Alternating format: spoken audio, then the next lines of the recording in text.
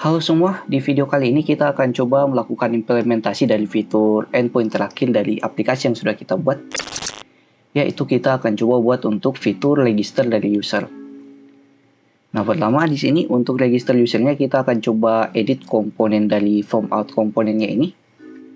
Kita coba buat satu deskripsi di bawahnya, yaitu pada saat kita klik tombol pada deskripsinya dia akan mengarah ke halaman register.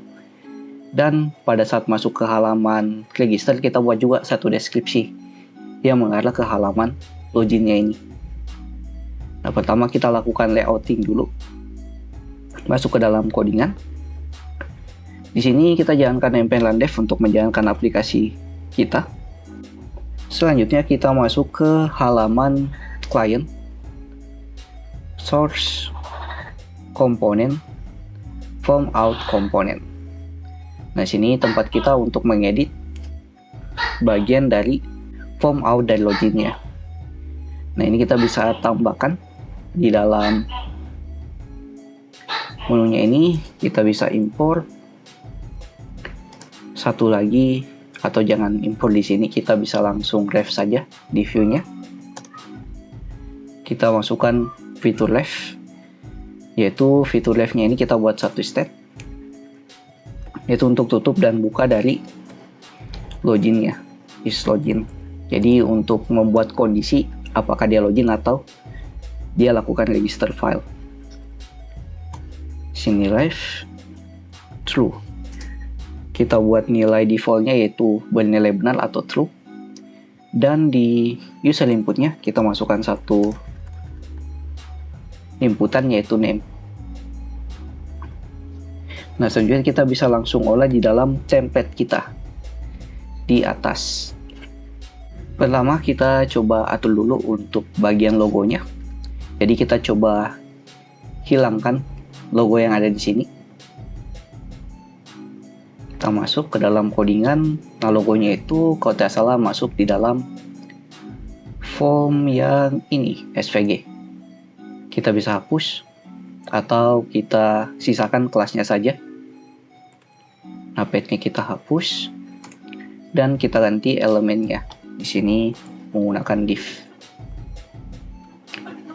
Oke, di dalam div-nya kita masukkan H1, contoh namanya logo, dan kasih kelas untuk warna putih dari teksnya, text white. Kemudian kita tambahkan satu inputan di dalam formnya ini, di mana satu inputannya itu yaitu untuk inputan dari username. Nah, pertama mungkin kita atur dulu untuk alarmnya. Kita cut masuk ke atas sini. Dan untuk inputannya kita copy saja dari inputan email ke sini.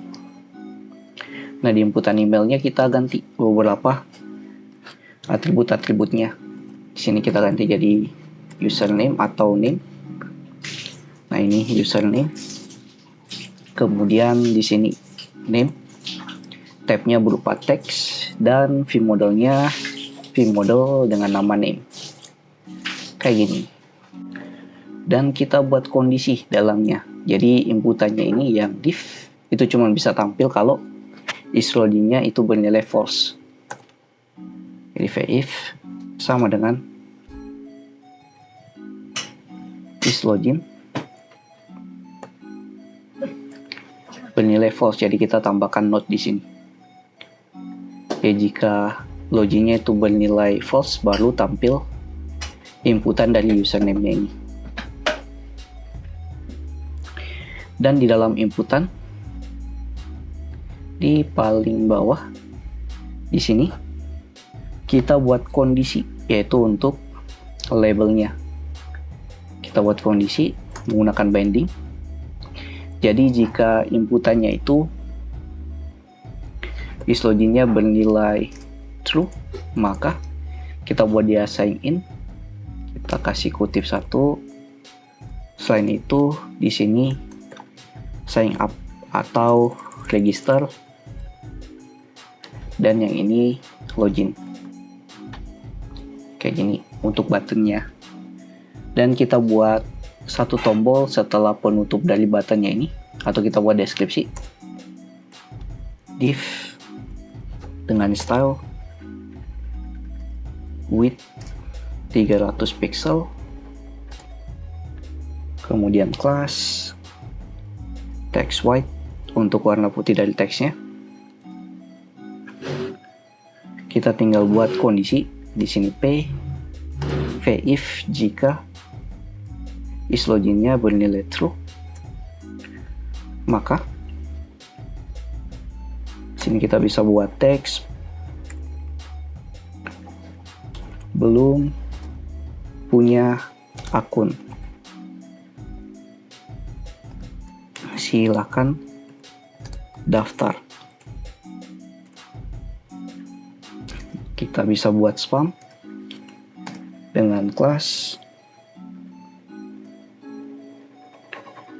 yaitu kursor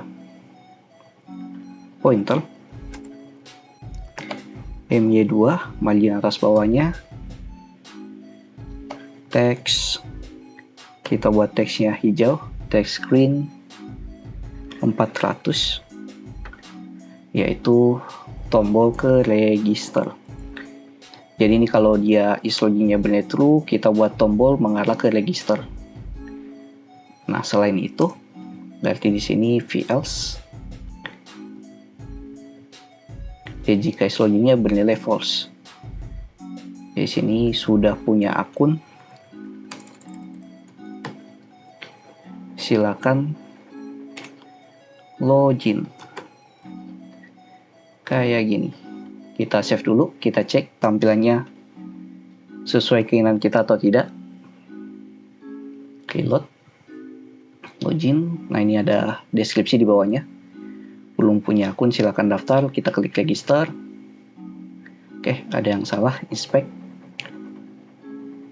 Oh ya, di sini tombolnya kita belum aktifkan. Kita aktifkan dulu tombol dari registernya ini atau deskripsinya ini. Kita coba buat dia pada saat diklik mengarah ke halaman register. Masuk lagi ke dalam codingan.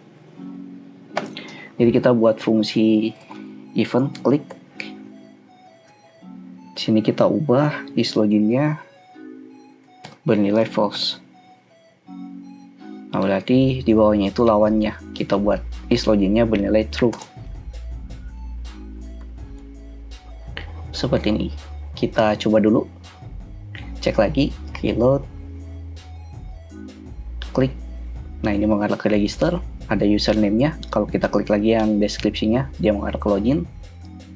Nah, mengarah lagi ke login, dan di sini juga buttonnya sudah berubah. Ini login, dan yang ini register.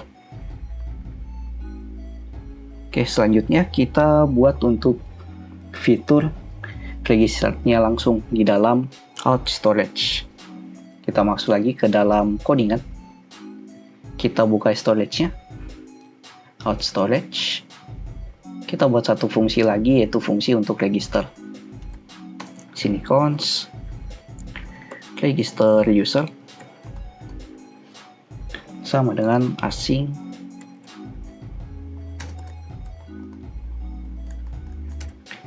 dan dia menerima parameter yaitu input datanya yang akan kita lempar nantinya. Dan kita bisa copy apa yang ada di sini yang sudah kita buat di login karena hampir sama. Tinggal kita ganti endpoint-nya saja. Nah, endpoint-nya yang ada di sini kita coba ganti. Jadi dia tidak mengarah ke /out/login dari endpoint yang kita buat di backend, tapi mengarah ke register. Dan satu lagi inputan yang harus kita masukkan yaitu untuk inputan name. Dari input data, name. Oke, sepertinya sudah aman. Kita tinggal lakukan return untuk fungsi registernya. Return register, kemudian kita tinggal olah di dalam komponen. Nah, pertama kita ambil dulu yang sudah kita buat register user. Nah, di dalam komponennya ini kita buat dulu satu fungsi untuk mengclear inputannya setelah kita lakukan yang namanya loginnya. Di sini kita buat fungsi const clear input sama dengan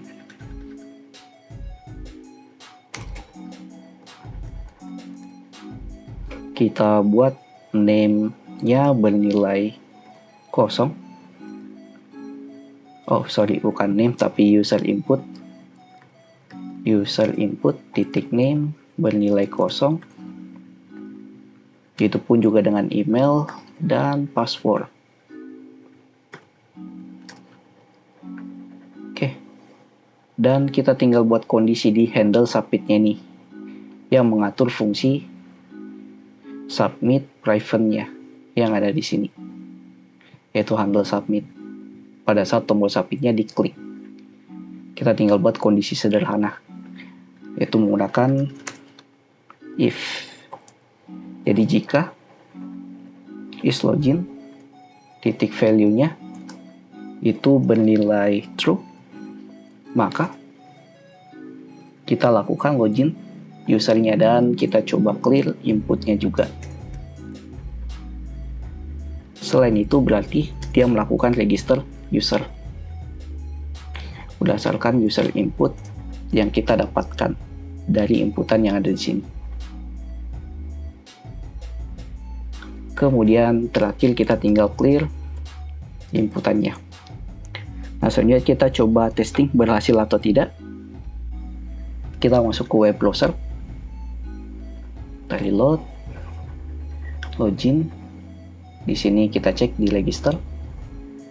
Kita masukkan user baru, contoh namanya user@mail.com. Passwordnya 1-8. Register. Oke, dia berhasil membuat user barunya. Ini selamat datang kembali user dengan nama user di halaman dashboardnya langsung. Oke, mungkin sekian sedikit penjelasan tentang cara kita mengimplementasikan fungsi dari registernya yang sudah kita buat ke backend, kita implementasikan ke dalam frontend-nya di Vue.js. Di video berikutnya kita akan coba melakukan handle atau route guard-nya, karena di sini pada saat kita logout kita harusnya tidak bisa mengakses halaman dashboard. Nah, di sini kita masih bisa akses. Nah, itu akan mengakibatkan ada error di dalam codingan kita. Di sini error dari Axios-nya. Kita akan coba mengatasi hal ini menggunakan route guard di dalam Vue.js. Jadi like video kalau kalian suka, dislike saja kalau tidak.